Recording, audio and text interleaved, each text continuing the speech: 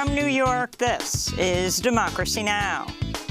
Black farmers at the turn of the century represented 1 million black farm families, tilling 20 million acres of land, representing 14% of the nation's farmers. Today, we're down to about 45,000 black farmers, and we're basically tilling 4.5 million acres of land. So we've lost a lot of land, and a lot of that is due to the discrimination at the United States Department of Agriculture. For generations, black farmers and other farmers of color have lost much of their land amidst widespread discrimination. Now the federal government is finally taking steps to address the crisis. President Biden's massive COVID relief package includes $5 billion for farmers of color.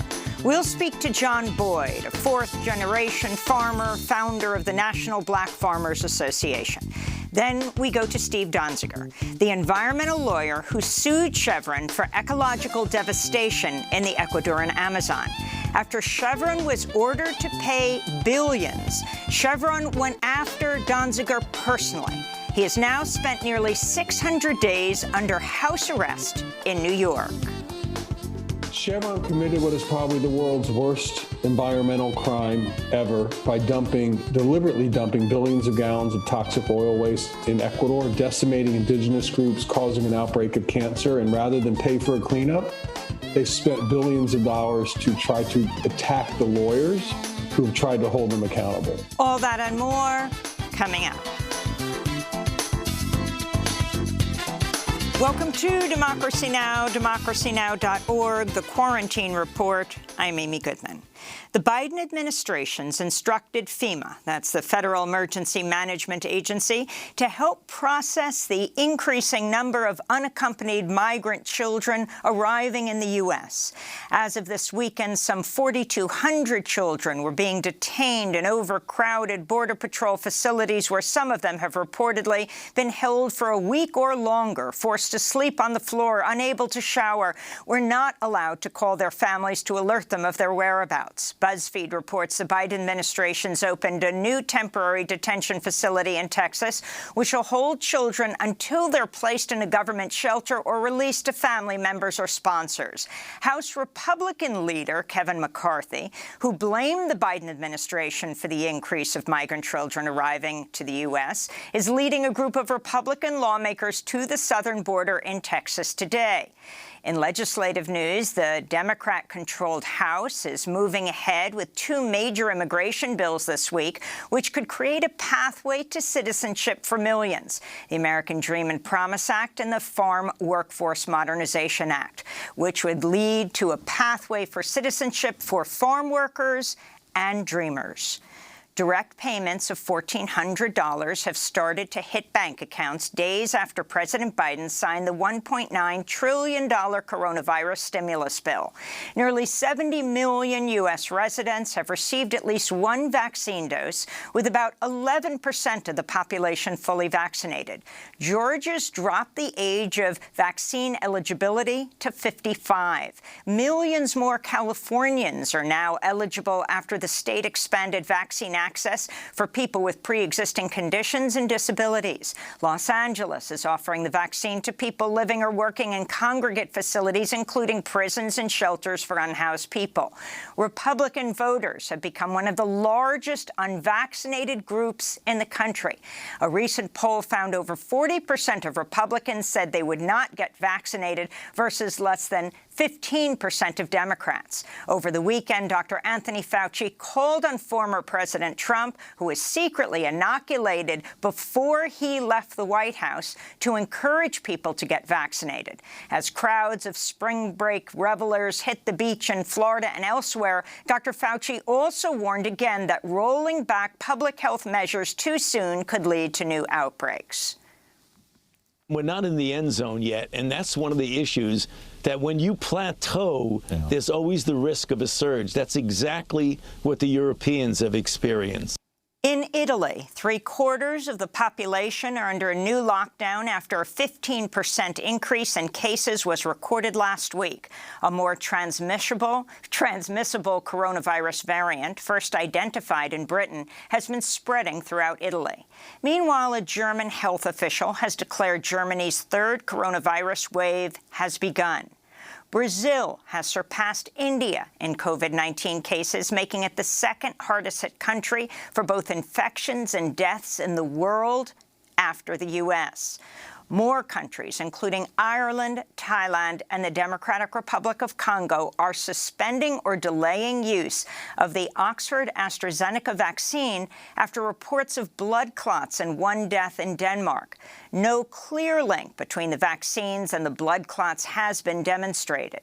The UK medicines regulator and the World Health Organization have said there is no reason to stop administering the AstraZeneca vaccine. A warning to our viewers, the next story contains graphic footage of state violence. Burma's military rulers have extended martial law after the deadliest day of political violence since the February 1st coup that toppled the elected civilian government of Aung San Suu Kyi and her National League for Democracy party. On Sunday, Burmese soldiers killed at least 38 people countrywide, with widespread reports of soldiers firing live ammunition into crowds of nonviolent protesters. A human rights group said at least 126 people have been killed and over 2,100 arrested since the coup. A parallel civilian government in exile is calling for a revolution to overthrow the military junta. Meanwhile, in the United States, the Biden administration has granted temporary protected status to Burmese people living in the U.S. for 18 months. In Afghanistan, a car bomb in western Herat province killed at least 8 people and injured over 50 Friday, most of the victims civilian. No party has claimed responsibility for the attack. Earlier this month, U.S. Secretary of State Antony Blinken wrote to Afghan President Ashraf Ghani in an effort to accelerate an agreement ending the decades-long conflict ahead of a proposed meeting in Turkey. The New York Times is reporting the U.S. has around 3,500 troops in Afghanistan, about 1,000 more than previously disclosed. Under a deal struck by the Trump administration, the U.S. is set to withdraw its military by May 1st, though it's not yet clear if Biden will follow through with that timeline. Kosovo's formally opened its embassy in Jerusalem, becoming the third country after Guatemala and the United States to move its embassy there, even though Israel's illegally occupied East Jerusalem since 1967. Under a normalization deal announced by former President Trump last September, Israel recognized Kosovo's independence from Serbia in exchange for Kosovo's recognition of Jerusalem as Israel's capital. Meanwhile, the Czech Republic has opened a Jerusalem branch of its Israeli embassy. In Nigeria, at least 39 students are missing after gunmen raided a forestry college in northwest Nigeria's Kaduna State last Thursday. It's the 4th mass kidnapping from a school in northern Nigeria since December. In Guatemala, the remains of 16 migrants who were massacred while crossing Mexico as they attempted to reach the United States have been repatriated. The families of the deceased continue to demand justice. This is the father of one of the victims. It hurts to lose a child. He went to look for a better life. He wanted to build his house, help his family, his siblings. That was his goal, but unfortunately he was killed in the Tamaulipas massacre. In January, 19 bodies were found shot and charred inside a pickup truck in the northern state of Tamaulipas near the U.S.-Mexico border. A dozen Mexican police officers were arrested in connection with the killings. According to the Guatemalan government, at least 5 people survived the massacre and are currently under protection in the United States. In Bolivia, former interim president Janine Áñez has been arrested and faces terrorism charges over her involvement in the 2019 military coup that overthrew then-President Evo Morales. Other members of Áñez's right-wing interim government also face possible charges, as well as military and police accused of carrying out massacres and violent repression against indigenous communities and supporters of Morales. Evo Morales' return to Bolivia last November after a year in exile following the election of President Luis Arce and the return of Morales' MAS party. A warning to our audience, the next stories include references to sexual violence. In Britain, outrage is mounting after London police forcibly and aggressively broke up a vigil Saturday evening in memory of Sarah Everard, a woman who was kidnapped and killed earlier this month. A police officer has been charged in her murder. This is a mourner at Clapham Common, where a memorial has been set up near where Everard was last seen. This has affected every woman across the country. What it's done is it's kicked up every single thing that's ever happened to us. And as a collective, we needed to come together to be able to grieve that as a process. And basically, the police robbed us of our human rights for collective grief. This comes as British lawmakers are considering a bill to give police greater authority to crack down on protests. The minority Labour Party has vowed to oppose the new law. In Australia, tens of thousands of people took to the streets across the country today amidst a recent wave of allegations of sexual assault and discrimination against high-level political figures, including Australia's Attorney General. A former staffer for the Liberal Party, Brittany Higgins, recently went public with an accusation of rape against a former colleague. Other women have since come forward to say they too survived sexual assault by the unnamed man. Brittany Higgins spoke at today's rally in Canberra. I was raped inside Parliament House by a colleague, and for so long it felt like the people around me only cared because of where it happened and what it might mean for them.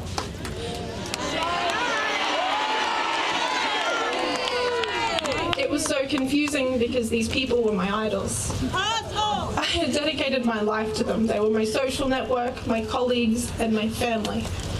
And suddenly they'd treated me differently. I wasn't a person who'd just gone through a life-changing traumatic event. I was a political problem. Back in the United States, Senate Majority Leader Chuck Schumer, Senator Kirsten Gillibrand, and the majority of New York's U.S. Congress members have now called on Governor Andrew Cuomo to resign as investigations continue into multiple accusations of sexual misconduct, as well as his cover-up of thousands of COVID-19 nursing home deaths. This is Senator Gillibrand. Because of the multiple credible sexual harassment and misconduct allegations, it's clear that Governor Cuomo has lost the confidence of his governing partners, as well as the people of New York. That's why I believe that the governor has to resign. President Biden, who himself has been accused of sexual assault, said Sunday he's waiting to see the outcome of ongoing investigations into Governor Cuomo's behavior. Meanwhile, the Washington Post is reporting Cuomo ally and New York vaccine czar Larry Schwartz has been contacting county officials to determine their loyalty to Cuomo amidst the mounting scandals. One person contacted by Schwartz filed notice of an impending ethics complaint and feared their response could impact their county's vaccine supply. The city of Minneapolis Friday reached a record $27 million civil settlement with the family of George Floyd. This is civil rights attorney Ben Crump, who represents Floyd's family. In this historic agreement, the largest pretrial settlement in a police civil rights wrongful death case in U.S. history, makes a statement that George Floyd deserved better than what we witnessed on May 25th, 2020. That George Floyd's life matters, and by extension, Black lives matter. It sends a message that the unjust taking of Black life will no longer be written off as trivial, unimportant, or unworthy of consequences. This comes as the criminal trial for former officer Derek Chauvin, who killed Floyd by kneeling on his neck for over 9 minutes, continues. 7 jurors have now been selected. And protests and gatherings were held in Louisville, Kentucky, and other cities across the United States Saturday, marking 1 year since plainclothes police officers busted through the door of Breonna Taylor's home in the middle of the night and shot her dead. Breonna Taylor was an African-American 26-year-old emergency medical technician and aspiring nurse. This is Keturah Herron of the ACLU of Kentucky. No one has been charged. No one has been prosecuted. or convicted for her murder. And it's important for people to remember that, and that we have to continue to fight, and we can't stop. We have to keep going, and we cannot rest. Breonna was not able to rest, so we should not be able to rest until people are held accountable for the murder. On Friday, Breonna Taylor's boyfriend, Kenneth Walker, filed a federal lawsuit against the Louisville Police Department for violations of his constitutional rights. Walker, who was in the apartment with Taylor when she was killed, was cleared just last week of charges of allegedly shooting and wounding a police officer during the deadly raid. And those are some of the headlines. This is Democracy Now!, DemocracyNow.org, the Quarantine Report. When we come back, generations of black farmers and other farmers of color have lost the vast majority of their land amidst widespread discrimination. Now the federal government is finally taking steps to redress the crisis. President Biden's massive COVID relief package includes $5 billion for farmers of color. We'll speak with John Boyd, fourth-generation farmer and founder of the National Black Farmers Association. Stay with us. When you walk through a storm, hold your head up high and don't be afraid of the dark.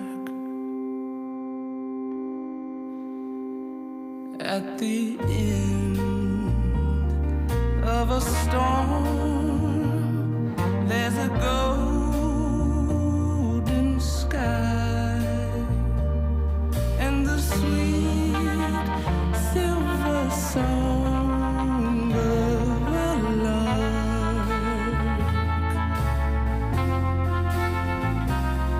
Walk on through the wind, walk on through the rain. Though your dreams be tossed and blown,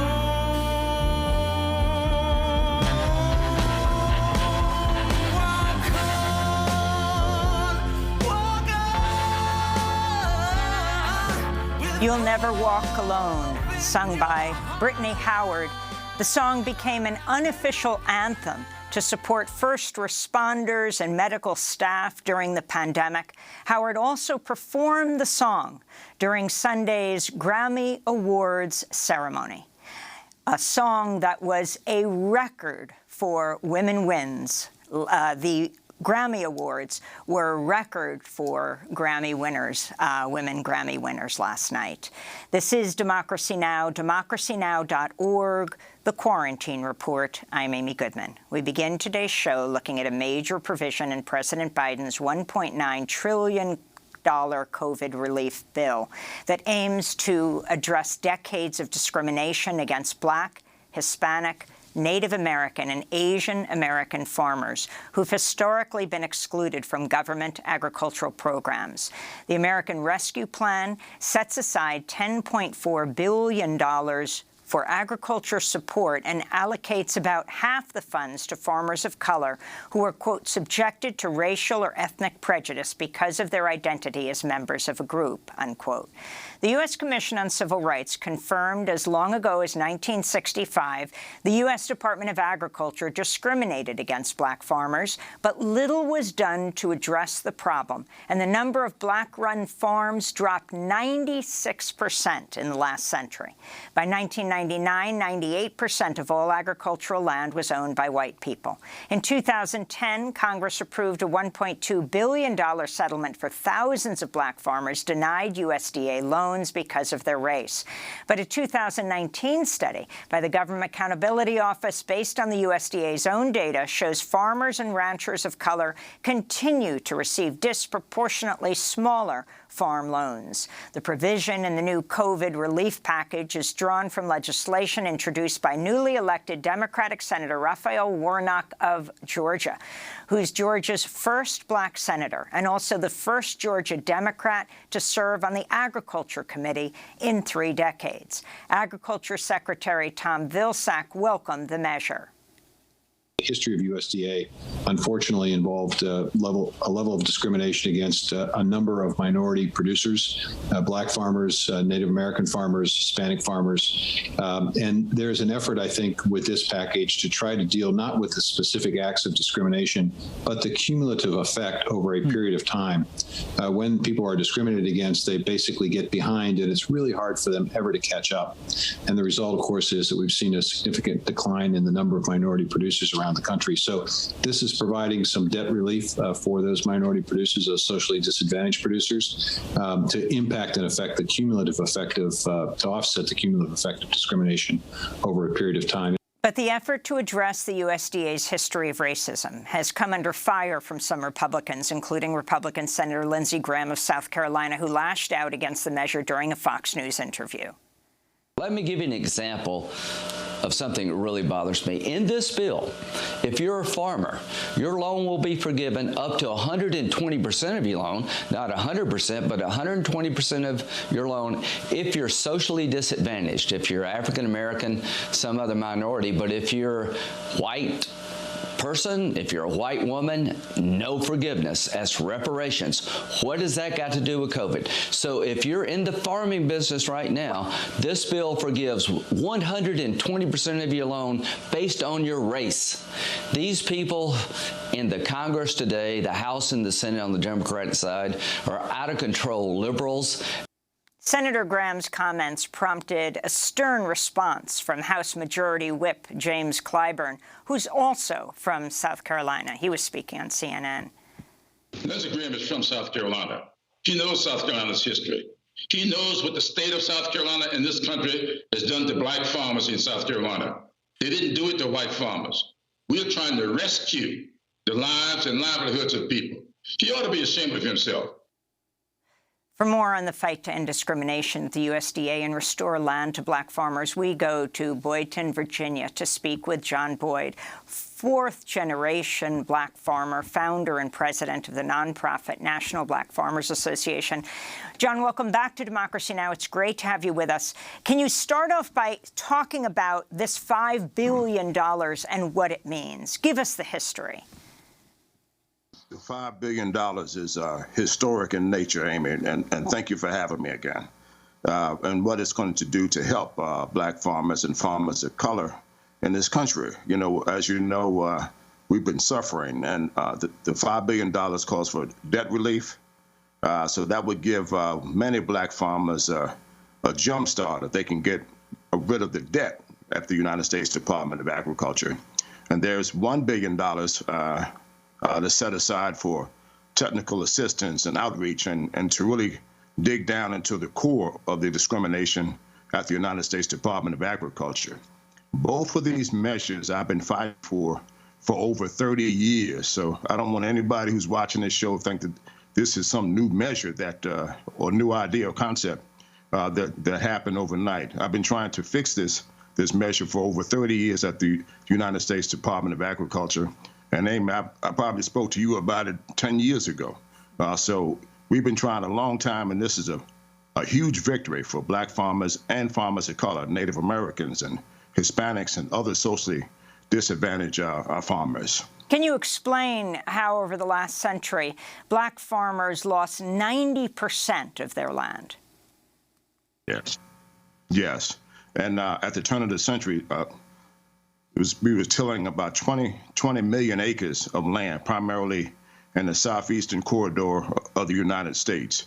And we were close to 1 million Black farm families strong. And for those who don't understand the history, every Black person in this country was 1 or 2 generations away from somebody's farm. And we survived slavery. We survived sharecropping. We survived Jim Crow. And here we are in the year 2021, and I'm talking to you about discrimination at the United States Department of Agriculture. We lost this land by discriminating, from receiving discrimination by USDA. And I was one of those recipients where the government clearly discriminated against me. I have a 14-page letter from them admitting to the guilt, and those egregious acts that I faced by this county official, the person responsible for making farm loans, spat on me and used racial epithets, referred to me and other senior statesmen in Mecklenburg County, Virginia, as boy. He came to my farm, wanted me to sign a check over to him personally with a loaded handgun.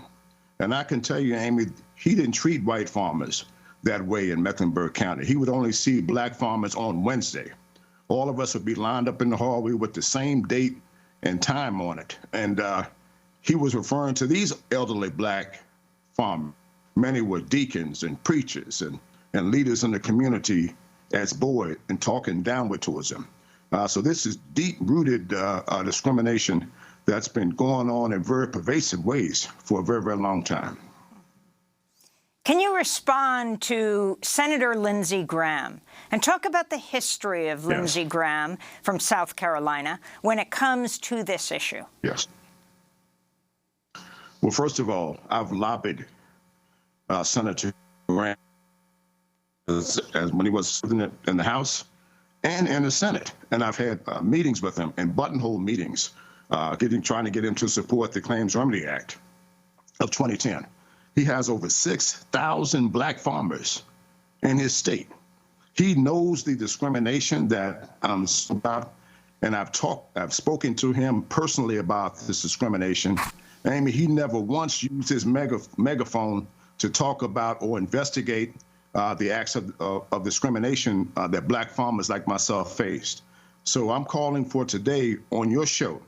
I want him to apologize to the black community, to black farmers, and apologize to this country for his wrong stance on this. 49 members voted on 10 different amendments to strip or lessen the language that was in the COVID spending bill for black farmers. 49 senators, Republican senators, voted to take that out. And Senator Lindsey Graham was one of them. He's never tried to help. He's divisive. He's wrong for this country. And that message, that concept, the message of hatred and division that he continues to preach on Fox News isn't the American way. That's not the way to bring America back. Here we are for 30 years trying to get this done. He should have took some time to say, well, what can we do to help this measure to make farming better for blacks and other farmers in this country? And he never once spoke about all of the money going to white farmers. Just, for example, under the Trump administration, $29 billion with a B, went to white farmers. What is his definition of that? All of the subsidies and programs and loans and all of these incentives at USDA for all of these decades have went to white farmers. What is his definition of that? So that's what we've been talking about clearly for a long time, a system that has discriminated and mistreated and took and stole land from black farmers for decades, and it went unchecked in this country. If he wanted to check something, he should have been checking about discrimination at USDA. He should have been checking about sharecropping in his historic states, South Carolina.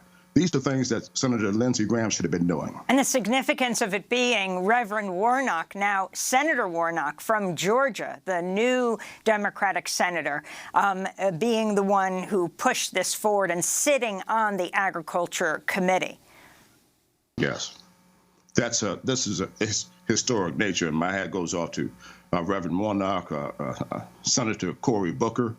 For the first time in history, Amy, this is a new day in America. We have 2 blacks on the Senate Ag Committee. We have the chairman in the House, Chairman Scott, also from Georgia, a chairman of the Senate Agriculture Committee. We have now a President Biden, and a vice president who wants to help rectify some of the problems that we faced. And I spoke to the president about this last February, and he committed to me that he would help me fix the issues at the United States Department of Agriculture. So I would like to recognize President Biden for signing that bill and making sure that we stayed in there. So my hat is off right now to this administration for doing the right thing and having the guts to stand up to people like Lindsey Graham and the other 49 senators who simply don't want to help people, black farmers and poor people in this country. I wanted to ask you about Tom Vilsack, the new, once again, head, but also past head of the USDA.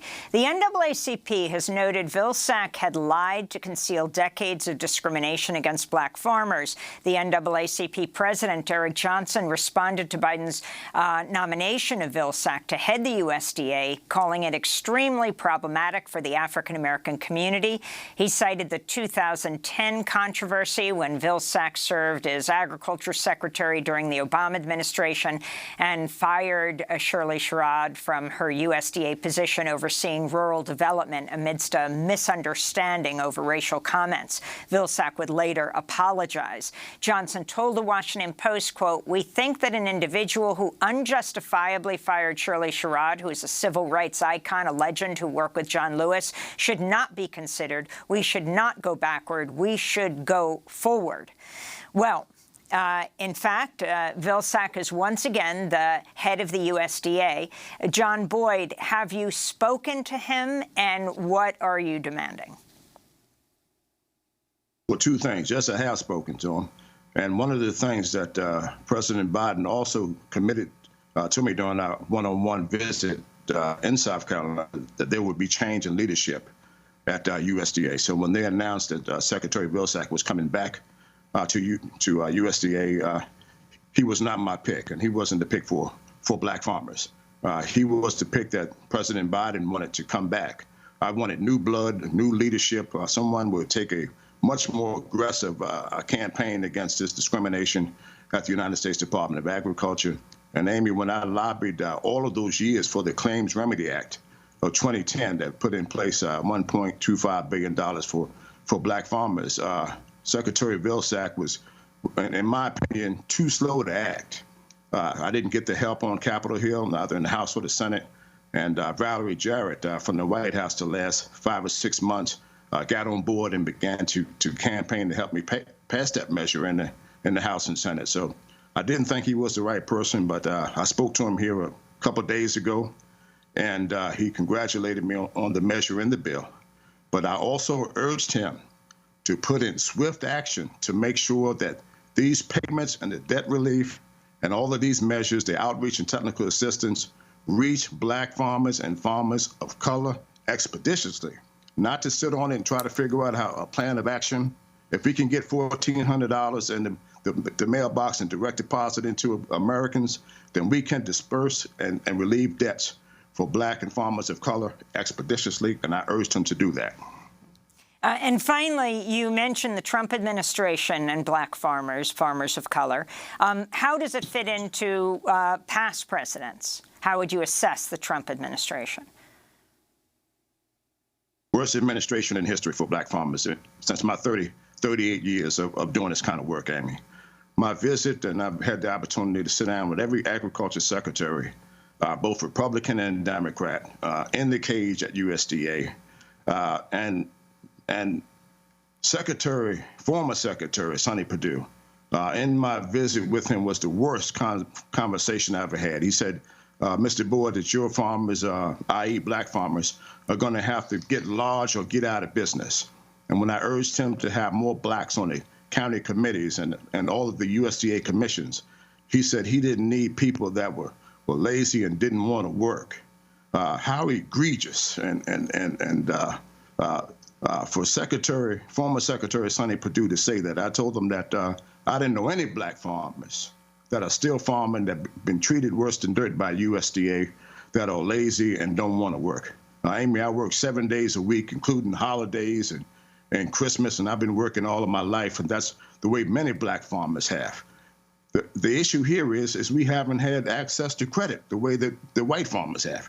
And for that type of position from the Trump administration set us back a little further. And not only just in black farmers, but in race relations in this country, the Trump administration set black people and divided this country. And our former Secretary Sonny Perdue was at the core of that, taking the land away from black farmers. He didn't even have an assistant secretary for civil rights, a position that I lobbied for and campaigned for many years to get into the Farm Bill. They didn't even fill that position. So what does that tell you about the Trump administration's commitment on civil rights and resolving complaints from black and other socially disadvantaged farmers? Sonny Perdue gets an F from me, and I hope he heads to retirement in politics, because he really done a bad number on blacks and other farmers of color in this country. John Boyd, I want to thank you so much for being with us. Fourth-generation black farmer, founder and president of the National Black Farmers Association. When we come back, we go to Steve Donziger, the environmental lawyer who sued Chevron for ecological devastation in the Ecuadorian Amazon. After Chevron was ordered to pay billions of dollars, Chevron went after him personally. Donziger has spent nearly 600 days under house arrest. We'll speak to him at his house. Stay with us.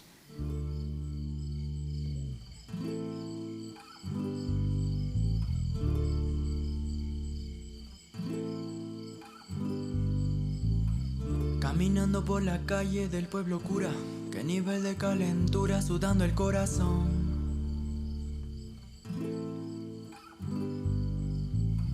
Qué locura, ardiendo el sol bravura y una bandada de loras en las alturas.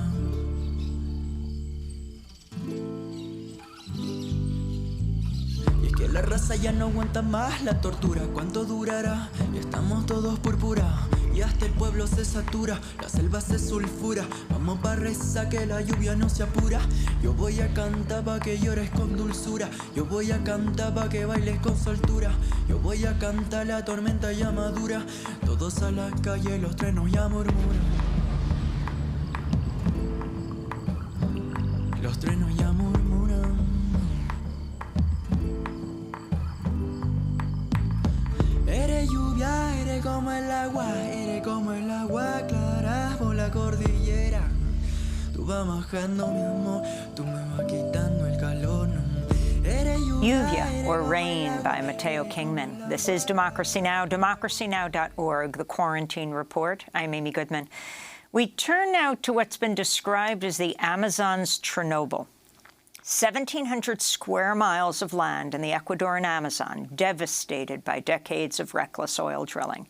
10 years ago, Ecuador's Supreme Court ordered Chevron to pay $18 billion for dumping over 70 billion liters of oil and toxic waste into the Amazon. The ruling came in a lawsuit brought on behalf of 30,000 Amazonian indigenous people who'd been suffering since the mid-60s, when Texaco began drilling on their ancestral land. Chevron bought Texaco in 2000. The landmark ruling was seen as a major victory for the environment and corporate accountability. But Chevron refused to pay or clean up the land. Amazon Watch has spent years documenting the environmental destruction in Ecuador. This is part of a short video produced by the group and narrated by the actor Peter Coyote. Today, in an Amazon rainforest region of northeastern Ecuador called the Oriente, tens of thousands of men, women, and children are surrounded on all sides by widespread oil contamination. The soil polluted, the water poisoned. Over nearly 25 years in Ecuador, American oil giant Chevron, in the form of its predecessor company, Texaco, engaged in reckless pump-and-dump oil operations that ravaged thousands of square miles of once pristine Amazon rainforest. To increase its profit margin by a few dollars per barrel of oil, the company cut corners and used a populated rainforest ecosystem as its toxic dumping grounds. The result? Tens of thousands of people who live in what was once a paradise on Earth now face a horrific epidemic of cancer, birth defects, miscarriages, and other oil-related illness. And the indigenous peoples who've lived off the bounty of the rainforest for countless generations now struggle for survival. Instead of cleaning up the Ecuadorian Amazon, Chevron has spent the past decade waging an unprecedented legal battle to avoid paying for the environmental damage, while also trying to take down the environmental lawyer Stephen Donziger, who helped bring the landmark case. With the help of dozens of law firms, Chevron has ended Donziger's legal career. He's been disbarred. His bank accounts have been frozen. He's been forced to surrender his passport. Steve Donziger has also been under house arrest for nearly 600 days after a federal judge drafted a criminal complaint charges against him for refusing to turn over his cell phone and computer. In an unusual legal twist, the judge appointed a private law firm with ties to Chevron to prosecute Donziger after federal prosecutors declined to bring charges. Many of his supporters see Donziger as a corporate political prisoner. His case is attracting growing attention with the legal world as well as among environmentalists and human rights activists.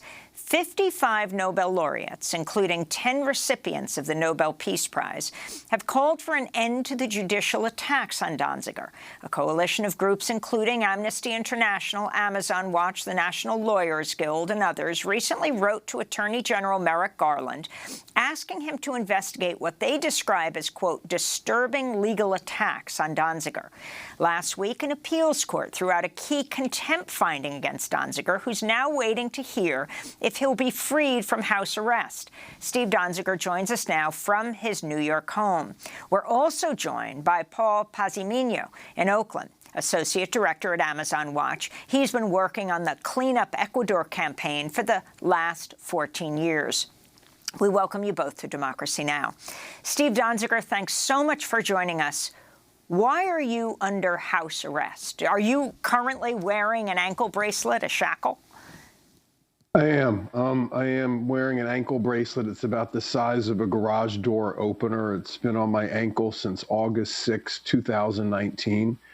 I sleep with it. I eat with it. I bathe with it. It never leaves my ankle, and it allows the government to monitor my whereabouts on a 24/7 basis. I mean, the fundamental issue here is Chevron destroyed the Ecuadorian Amazon, and I was part of a legal team that held the company accountable. The decision in Ecuador has been affirmed by multiple appellate courts in Ecuador and Canada. What Chevron did is, rather than pay the judgment that it owes to the thousands of people in Ecuador that it poisoned, it's gone after me and other lawyers. And in the United States, Chevron sued me for $60 billion, which is the largest potential personal liability in the history of our country. I'm a human rights lawyer. I live in a 2-bedroom apartment with my wife and son on the Upper West Side of Manhattan. Chevron then launched a campaign to really try to drive me out of the case, and as part of their strategy, they demanded to see my confidential communications with my clients, including everything on my cell phone and computer. And when I appealed that, to the higher court here in New York, while the appeal was pending, Judge Kaplan charged me with criminal contempt of court for not complying with the order while the lawfulness of the order was under appeal. He then had me locked up in my home. This is a misdemeanor charge with a maximum sentence of 180 days in prison. I assert my complete innocence. He appointed a judge who denied me a jury, and I am the only person in the history of this country, as far as we can tell, who's charged with a misdemeanor in the federal system, who has no criminal record, who's ever been held for even one day pre-trial, and I've now been held 585 days on a charge that, if I were to be found guilty, would lead to a maximum penalty of 180 days in jail. And it's very unlikely I would go to jail, because the longest sentence ever imposed on a lawyer convicted in this district of criminal contempt is 90 days of home confinement. And I've already served more than 6 times that. So what's really happening here is Chevron and its allies have used the judiciary to try to attack the very idea of corporate accountability and environmental justice work that leads to significant judgments. And I think they're not only trying to retaliate against me, they're trying to send a broader message to the activist community, to the legal community, that these types of cases that truly challenge the fossil fuel industry, that are intimately connected to the survival of our planet, should not be allowed to happen in court, at least not at this level. And You know, I am hoping, and we had a huge victory last week in the Second Circuit Court of Appeals where Judge Kaplan's main contempt finding against me was thrown out.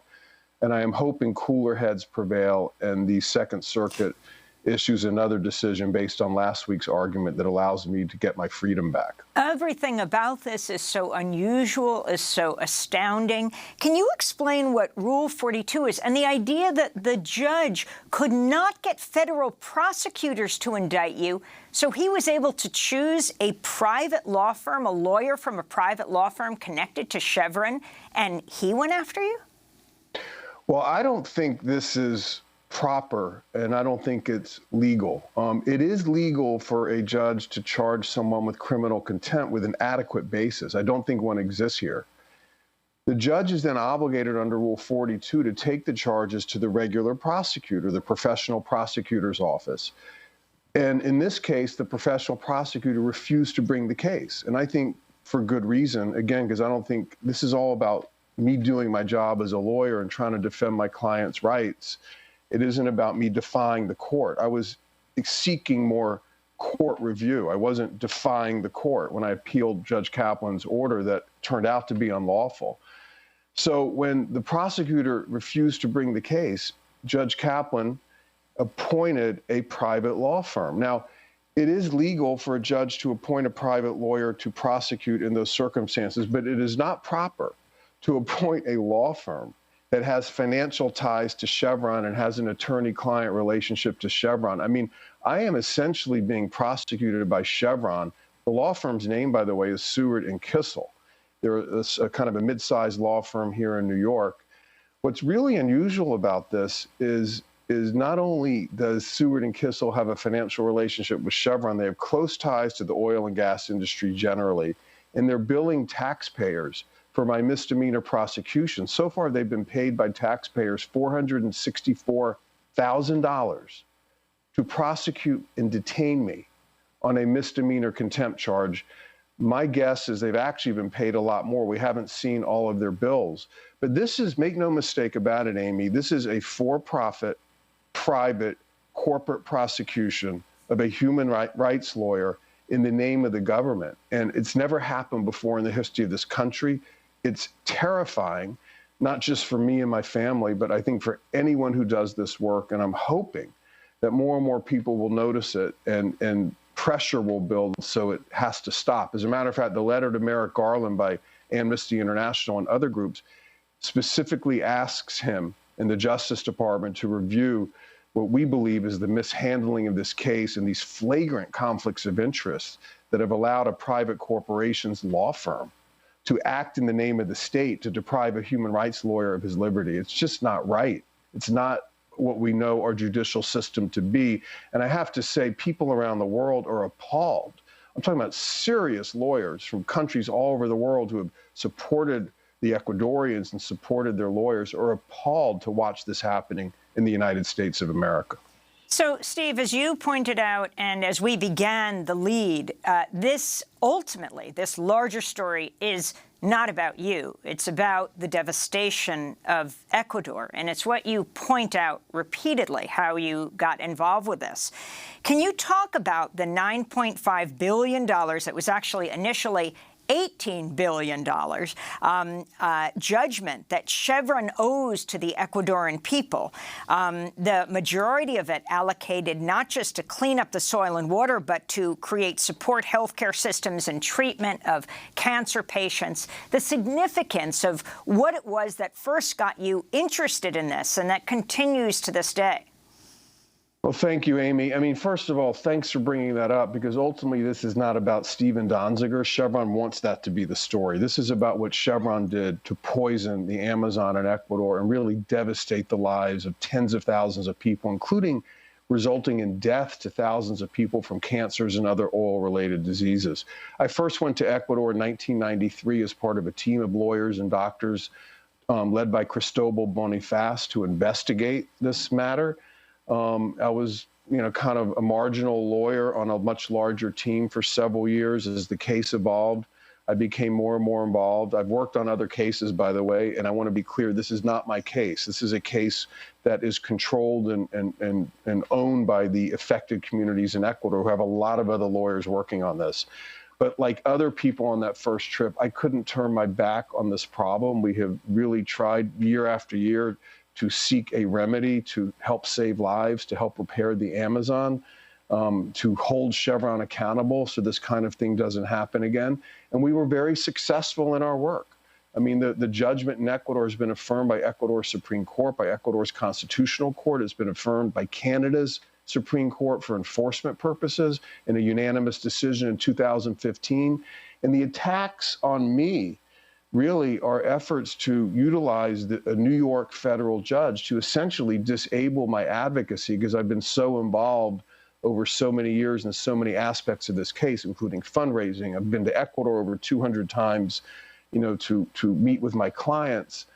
They don't want me involved in this case, and they've calculated that if I'm locked up in my home, the case will somehow die. I will say this as a quick point. The case is very viable. There are lawyers in different countries around the world exploring opportunities to enforce the judgment against Chevron's assets, and that is happening completely independent of me. So while I really pray for me and my family to get a good outcome, I want to return to my work as a human rights lawyer or as a human rights advocate. This case will go on with or without me, and it's very important people understand it has the backing of courts all over the world, except this trial judge in the appellate court here in New York, which have really, I think, gone out of their way based on highly questionable evidence that Chevron has presented to try to attack me and the Ecuadorians. So I wanted to bring Paul Pazimiño into this conversation, Associate Director of Amazon Watch. You, Amnesty International, National Lawyers Guild, and others are now appealing to Attorney General Merrick Garland. If you can talk about both what you're asking him to do, and then you too, as being involved with Amazon Watch and other groups, have been deeply involved with Ecuador. Your family lineage is back to Ecuador. Can you talk about what needs to happen now? Yes, absolutely. Thank you. And thanks for covering this issue, Amy. I can't think of a more important topic when it comes to climate justice, corporate accountability, and what we're facing in terms of corporate power in the U.S. The letter that Amazon Watch and Amnesty USA and other groups have sent is, as Stephen pointed out, requesting that the new Attorney General conduct a review of how this case has been handled because of the improper acts of targeting Stephen Donziger and locking him up in his home for a year and a half on misdemeanor contempt of court charges. The real thing that's going on here is Chevron is attempting to literally criminalize a human rights lawyer who beat them. He's never been accused, let alone convicted, of a crime anywhere. And now Chevron's machinations by Lewis Kaplan, this federal judge, and Preska, the judge that he has appointed, are on the cusp of turning him into a criminal because he didn't comply with Kaplan's outrageous contempt of court orders. And so Stephen Donziger for Chevron is a tactic. It's a tactic for them to avoid talking about what they actually did and have the world not look at what they actually did in the Ecuadorian Amazon. And what we want as the human rights and environmental justice community is for this new administration to check the corporate power that has manipulated the judicial system to turn Stephen Donziger into an example of what will happen if you stand up to corporate power in the United States. And it's a seriously chilling one. There's a coalition of organizations called Protect the Protest, which includes Amnesty and us and Greenpeace and many other groups who have banded together to protect each other from corporate slap attacks. And that's essentially what we're seeing in this case. And explain the term slap attack. SLAP stands for Strategic Lawsuit Against Public Participation. And this is how corporations prevent activists and organizations from standing up to their abuses. They immediately hit them with baseless lawsuits and force them to spend all the money sometimes that they have to defend themselves. And many states in the country do not have anti-SLAP legislation. So if they file it in the right place, you are forced to defend yourself against a massive legal team in some cases, and in Chevron's case, we're talking about 60 law firms. Make no mistake, they did not just go after Stephen Donziger, although Stephen's been the target of their abuse. They came after Amazon Watch. They came after Rainforest Action Network. They came after their own shareholders. They came after journalists. This has been a scorched earth tactic by Chevron and their kill step law firm, Gibson, Dunn & Crutcher, based in D.C. Gibson Dunn prides itself on what they call the kill step, which is a way to avoid international judgments on U.S. corporations by going after them in the United States. And what's so important about this is that the environmental racism that has been steeped from day one by the operations of a U.S. oil company is now being aided and abetted by the U.S. judiciary. Because what happened is the Ecuadorians have never had access to justice in the United States. As you heard from Stephen, when this suit was first brought against Texaco in New York, they spent 8 years fighting, and then New York's same district that is now holding Stephen in his home sent the case back to Ecuador saying that it was improper venue. This was based on Texaco arguing it should not be in New York. So again, the Ecuadorians, who have been suffering with pollution every single day, took their case again to Ecuador and fought for almost another decade to hold Chevron to account. And after they got that judgment, actually 2 weeks prior to that judgment, Chevron preemptively sued back in New York to prevent them from ever bringing that judgment to the United States. And the reason that's important is that they escaped the situation where they would be faced with the facts of their abuses in the Amazon, and a judge in the United States has yet to look at the facts of what they did and determine that they should pay to clean up. And what's dangerous for Chevron is that it's only the United States where they've been protected in, but they have assets around the world. So when Stephen Donziger was working with others to enforce that judgment internationally, that's when they turned not only to their SLAPP suit, but to criminalizing him, silencing him, and making sure that he can't continue his work to enforce that Ecuadorian judgment. Vice produced a short documentary titled The World's Worst Oil-Related Disaster You've Never Heard of. I want to go to a clip. Texaco utilized the cheapest technology in order to maximize their profit and economic resources, but in exchange for a larger impact on the environment and on people's health. Out of every 20 babies that are born, 15 or 16 have the same condition. And now my daughter, who is so young, to have a disease such as cancer. Steve Donziger, you tweeted, indigenous leader El Heraldo Criollo of the COFAN is a man I greatly admire. He was a driving force behind the successful lawsuit against Chevron. Chevron engineers told him that oil was like milk and full of vitamins. He lost 2 children to cancer. Can you talk about him? Oh, my God. Hermenegildo is one of the great leaders of the Ecuadorian Amazon, who has been one of the driving forces behind the lawsuit for years. I've known him since the early 1990s. He's a leader of the COFAN indigenous people. He tells these incredible stories from the 1980s when he was a young man. He lost children to the oil contamination. And when the indigenous peoples complained about it, that the Chevron engineers would say, oh, no, this is not a problem. This stuff has vitamins in it. It's like milk. I mean, can you imagine the level of disrespect and the level of abuse? And it raises a larger issue, which is this case has been led by people like Hermenegildo and other indigenous leaders and shamans and rural community leaders like Luis Llanza and other Ecuadorian lawyers who won a resounding victory in court. This case really isn't about me. Chevron has tried to make a caricature out of this case by focusing on me, and it's important to focus on the people who are really, really suffering and continue to suffer down in Ecuador. We only have 10 seconds, but so there was a judgment reduced to $9 billion. What happens now?